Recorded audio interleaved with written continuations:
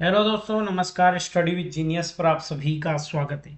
साथियों, आप लोगों को पता है कि क्लास ट्वेल्थ में और टेंथ के ऑब्जेक्टिव्स मैं करवा रहा हूँ।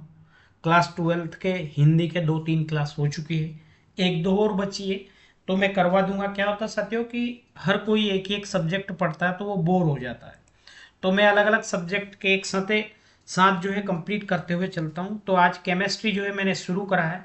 अगर आप लोगों को का जो है सहयोग रहा तो और अच्छी से जो है आईएमपी क्वेश्चन से 4 सेट सभी चीज़ें लाऊंगा। लेकिन प्लीज़ आप लोगों से रिक्वेस्ट है कि मेरी थोड़ी सी हेल्प कर दीजिए। अगर आप क्लास देखते हैं तो उसको लाइक करें, है ना। करें ना करें लेकिन दोस्तों से शेयर करना ना भूलें। आपके शेयर से मुझे मोटिवेशन से मिलता है और उस मोटिवेशन से जो है मैं और अच्छे से जो है क्लास क्रिएट कर पाता हूँ। तो बढ़ता हूँ साथियों, आप लोगों को ज़्यादा वक्त जो है नहीं लेता हूँ। तो हमारा पहला प्रश्न है साथियों, अणुसंख्यक गुणधर्म नहीं है। कौन कौन से? क्वथनांक में उन्नयन, हिमांक में अवनमन, परासरण। आप लोग जानते हैं कि ये कौन से गुण हैं? ये है साथियों अणुसंख्यक गुणधर्म होते हैं, लेकिन वास्तव में हमारा जो है ये अणुसंख्यक गुणधर्म नहीं होता है। ठीक है। अगला प्रश्न है साथियों, अर्धपारगम्य झिल्ली रासायनिक रूप से होती है तो क्या होती है? कॉपर फेरोसाइनाइट होती है, कॉपर फेरिसाइनाइट होती है, कॉपर सल्फेट होती है, या पोटेशियम फेरोसाइनाइट होती है। तो आप लोग जानते हैं क्या होती है साथियों, वो कॉपर फेरोसाइनाइट क्या होती है? रासायनिक रूप से अर्धपारगम्य झिल्ली होती है। 5 ग्राम NOH 250 मिलीलीटर विलियन में घुला है तो विलियन की मोललता क्या होगी? तो क्या होगी साथियों, आप लोग जानते हो मोलरता के फार्मूले के हिसाब से अगर हम निकालते हैं तो क्या होती है? 0.5 m। आप ध्यान रखिए, मोलरता मोललता मैंने अच्छे से पढ़ाया है। मोलरता और मोललता में एक शॉर्ट वीडियो बनाया है, अगर आप लोग वो देख लोगे तो कभी भी जो है इनका डिफरेंस नहीं भूलोगे, है ना। अगले प्रश्न की ओर चलता हूं साथियों, संचयक सेल में प्रयुक्त होने वाला पदार्थ कौन सा है? कॉपर, लेड, सिल्वर या सोडियम? तो जो हमारा संचयक सेल होता है साथियों उसमें क्या यूज होता है? उसमें लेड यूज। ठीक है। उत्प्रेरक परिवर्तित करते हैं, है ना। अभिक्रिया की गिब्स ऊर्जा, अभिक्रिया की एंथैल्पी, अभिक्रिया की संकीर्ण ऊर्जा, या साम्य अवस्था स्थिरांक? तो ध्यान दीजिएगा, वो क्या करते हैं? परिवर्तित अभिक्रिया की संकीर्ण ऊर्जा को जो है वो परिवर्तित करते हैं। ठीक है। अगर आपसे पूछते हैं साथियों उत्प्रेरक क्या अभिक्रिया में भाग लेते हैं? अभिक्रिया में भाग नहीं लेते हैं, केवल उसकी दर को जो है वो बढ़ाते हैं। ठीक है। नेक्स्ट है साथियों, रासायनिक अभिक्रिया की दर निर्भर करती है सक्रिय द्रव्यमान पर, परमाणु द्रव्यमान पर, तुल्यांकी भार पर, या आणविक द्रव्यमान पर? तो किस पर करती है साथियों? किस पर करती है? सक्रिय द्रव्यमान पर जो है किसी भी रासायनिक अभिक्रिया की दर जो है निर्भर करती है। आप लोगों को एक अभिक्रिया दी है साथियों, 2NH3 equal to NH2 plus 3H2 है। कौन सी अभिक्रिया की है ये? शून्य कोटि की है, प्रथम कोटि की है, या तृतीय कोटि की अभिक्रिया है? तो ध्यान दीजिएगा, ये एक शून्य कोटि की जो है अभिक्रिया है ना। साथियों अगर मैं ये आईएमपी बता रहा हूं तो ऑब्जेक्टिव्स तो हो सकता है कि इससे बाहर आपका ऑब्जेक्टिव नहीं जाने वाला है। एक प्रथम कोटि की अभिक्रिया है साथियों, 16 मिनट में 75% जो है पूर्ण हो जाती है। तो 50% पूर्ण होने में उसे कितना टाइम लगेगा? तो उसे 50% पूर्ण होने में 8 मिनट लगेंगे, 32 मिनट लगेंगे, 24 मिनट लगेंगे, या 4 मिनट लगेंगे। तो उसे 50% पूर्ण होने में जो है 8 मिनट का जो है वक्त लगेगा। नीचे कुछ समीकरणें दी है, इसमें से आपको जो है छांटना है, बताना है कि द्वितीय कोटि की अभिक्रिया कौन सी है ना। 2NH3 equal to N2 3H2, तो ये अभी हम पढ़ के आए, ये शून्य कोटि तो ये हो नहीं सकती, है ना। 2NO2 is equal to 2NO plus O2, तो ये सही आंसर है। अगले प्रश्न की ओर चलते हैं फटाफट से। अगर आप लोग पहली बार आए हैं तो चैनल को लाइक करके सब्सक्राइब करके जरूर जाएं, क्योंकि हमारी हर एक गतिविधि पे आपकी पैनी नजर रहेगी, है ना। अर्धवायुकाल प्रथम कोटि अभिक्रिया हेतु क्या होता है, K इज इक्वल टू 5.5 10 है ना, 5.5 10 की पावर है साथियों, ये पावर 10 की पावर है ना 14 s की पावर -1, ठीक है, s की पावर -1 हो तो इसका आंसर क्या होगा 1.26 इंटू 10 की पावर 13, 0 1.16 इंटू 10 की पावर 10, 1.91 इंटू 10 की पावर 6, तो इसका सही आंसर होगा 1.26 इंटू 10 की पावर 30 है ना। षडदंतुर लिगेंड का उदाहरण है EDTA, EN, NH3 या CN, तो उसका सही EDTA क्या है, EDTA।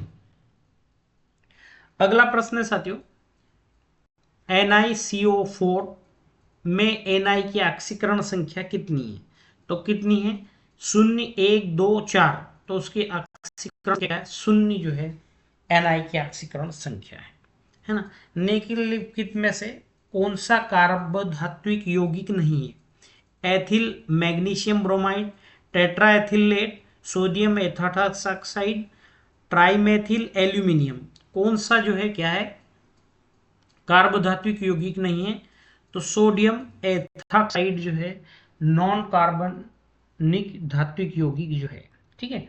अगला प्रश्न है साथियों, मोहर लवण है, क्या है मोहर लवण, द्विक लवण है, संकुल लवण है, उदासीन यौगिक है या अभिकर्मक है, तो मोहर लवण क्या है द्विक लवण जो है। लेकिन निम्नलिखित में से कौन सा लिगेंड की लेट बनता है, एसीटेट, ऑक्जेलेट, साइनाइड या अमोनियम, तो कौन सा बनता है, लेट जो है लिगेंड बनता है, ठीक है। अगला प्रश्न है साथियों,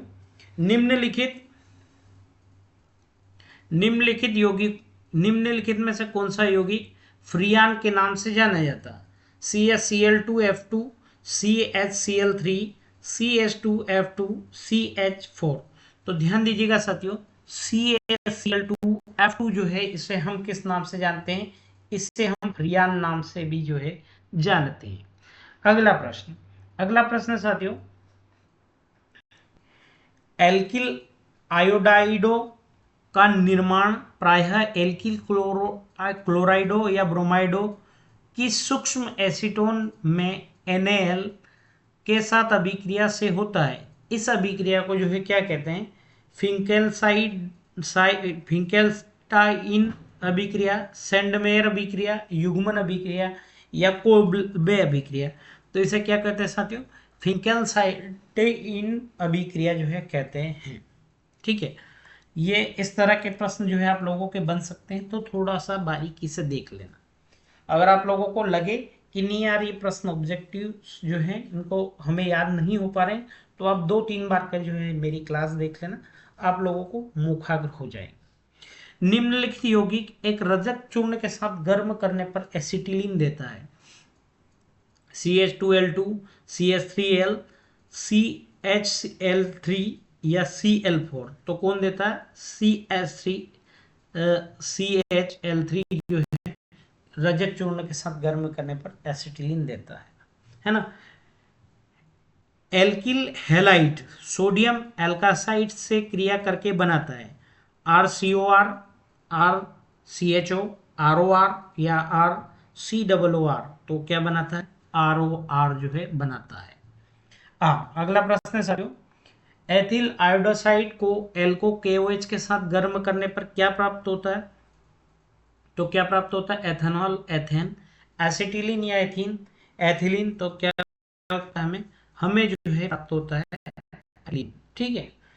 फिनाल का स्वभाव होता है, फिनाल जो कि हम फर्श वगैरह साफ करने में यूज करते हैं, तो क्षारी हो नहीं सकता, उभयधर्मी हो नहीं सकता, वो क्या हो सकता है उदासीन भी नहीं हो सकता है, तो क्या अम्लीय प्रवृत्ति का जो है होता है, ठीक है। हाँ, अगला प्रश्न है साथियों, विलियम संश्लेषण का उपयोग किसके निर्माण में किया जाता है, अल्कोहल के, एमीन के, एल्डिहाइड के या ईथर के, तो ईथर में हम क्या करते हैं विलियम संश्लेषण विधि का उपयोग करते हैं। एल्कोहल का विषैला बनाने के लिए प्रयुक्त किया जाता है? मेथिल एल्कोहाइड, एथिल एल्कोहल, फिनाल या ईथर। तो हम किसका यूज करते हैं साथियों? हम यूज करते हैं एल्कोहल का, जो है एल्कोहल को विषैला बनाने में जो है प्रयोग करते हैं। ठीक है, अगला है साथियों, एथिल अल्कोहल को विरंजक चूर्ण के साथ गर्म करने पर क्या बनता है? डाई एथिल ईथर बनता है, फिनाल बनता है, बेंजीन क्लोरोबेंजीन बनता है, या क्लोरोफार्म बनता है? तो क्या बनता है? फार्म जो है बनता है। निम्नलिखित में से कौन सा गुलाबी रंग नहीं देता है शीफ विलियन के साथ? है ना, शीफ विलियन के साथ कौन सा जो है गुलाबी रंग नहीं देता? फॉर्मेल्डिहाइड, एसीटोन, बेंजिल्डिहाइड या एसिटिल्डिहाइड?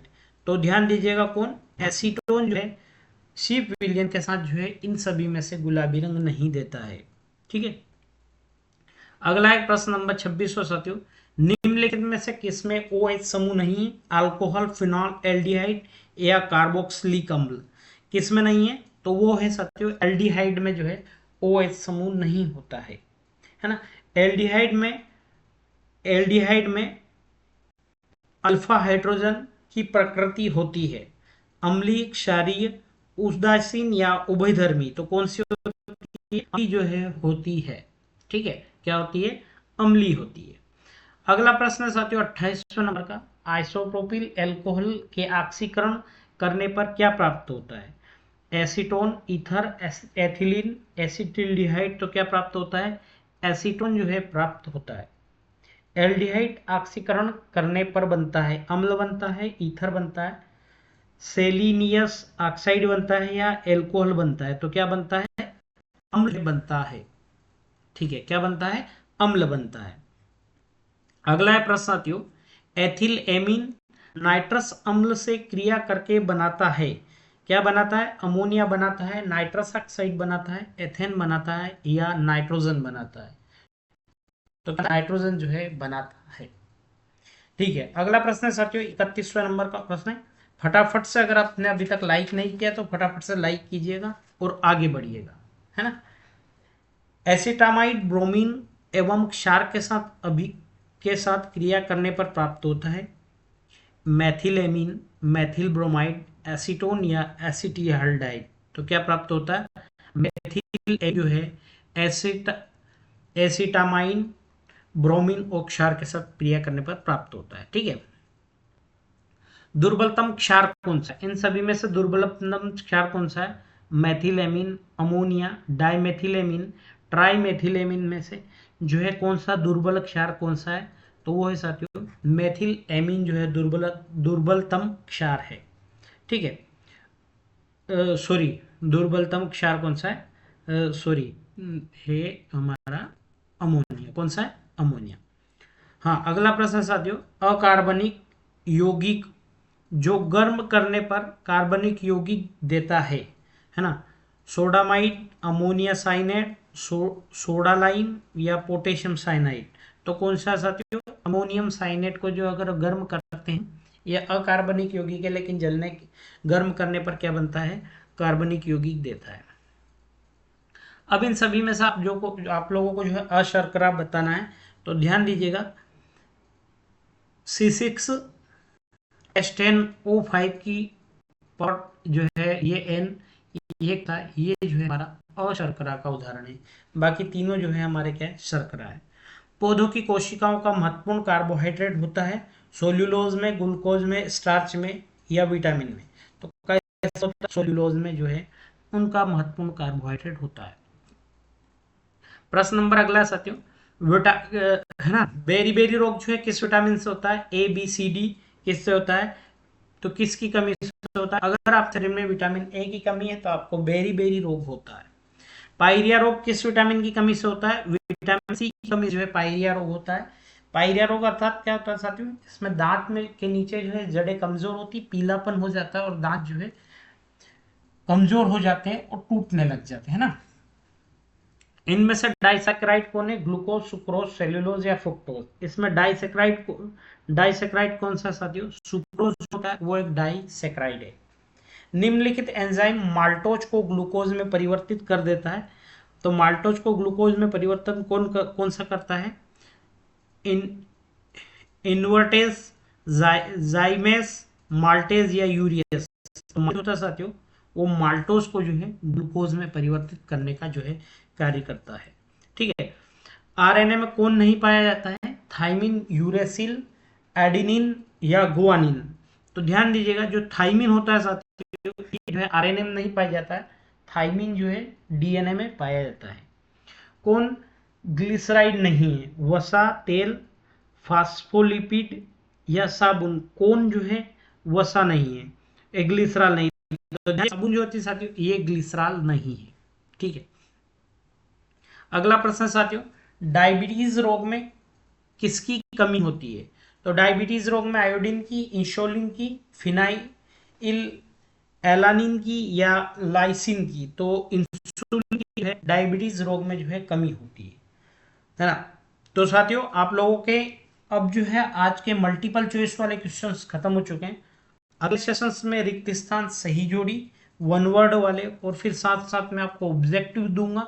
उन ऑब्जेक्टिवों के इन सब के बावजूद आप लोगों को 4 जो है सेट्स पढ़ा, उन सेट को और ये सारे ऑब्जेक्टिव प्रश्न को मिलाकर हम जो है 6 सेट के आसपास जब पढ़ लें, अगर आप इतना भी कर लेते हैं तो मोर देन 99% श्योर इससे बाहर कुछ भी जाने वाला नहीं है ना। प्रश्न में बता रहा हूं, ऐसा नहीं है कि ये का यही क्वेश्चन है, ये किसी भी चीज को लेकर आ सकता है। जैसे इस प्रश्न में अगर हम पढ़े तो इंसुलिन की कमी से कौन सा रोग होता है, घुमा फिरा कर भी आ सकते हैं। अगर आप लोगों ने अच्छे से पढ़े होंगे तो मैं कहता हूं आप लोग जो है 100% श्योर है कि आप जो है उनका आंसर दे पाएंगे। ठीक है। तो चलता हूं साथियों, मिलता हूं अगले सेशंस में। अगर आप लोगों को क्लास अच्छी लगी हो तो शेयर करना ना भूलें, है ना। और जो आप सबों से हेल्प है कि अगर आप लोग मेरी हेल्प कर सकते हैं तो आप जो है कुछ ना करें, 3 लोगों को ये क्लास सेंड कर दें, ताकि हमारे सभी भाइयों को जो है इन क्लासेस का बेनिफिट जो है मिल जाए। तो मिलता हूं साथियों अगले सेशंस में आप सभी से। Thank you. जय श्री महाकाल।